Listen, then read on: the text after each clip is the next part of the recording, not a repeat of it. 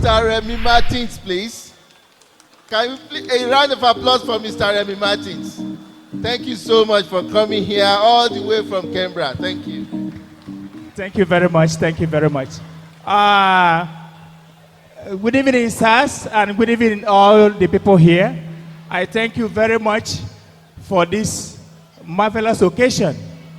I was sent here by His Excellency, the High Commissioner of Nigeria to Australia, Ambassador Anders Madueke. I arrived here early today. I was here 9 a.m. this morning from Canberra because of the terrain. This is my first time in Canberra, in Melbourne. So instead of a kind of looking for a place nearer to this place, I was very far away.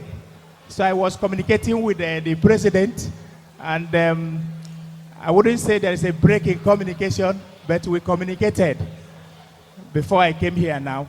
So the High Commissioner sent me. He said I should thank all of you, and also to say that he enjoyed the cooperation of this community. He enjoyed the cooperation of your community and all the support you have been given since 1 year ago he arrived in Australia. Yeah. My name is Remy Martins. I'm the head of consular in the mission. Probably I will be concluding my tour of duty by the end of this year. I will get back home for a new person to come. But it's quite unfortunate that I'm seeing you for the first time and very short in this manner. So please, I urge all of you, the organization, to keep what you are doing. That is our culture. From the outside there, when the taxi just dropped me, I started seeing, I feel that I'm in Nigeria already. You know, the kind of thing I was seeing from the outside before I came in here was very interesting. So I thank all of you. Please keep it up.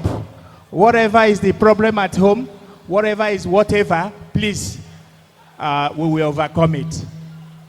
It is a kind of transition.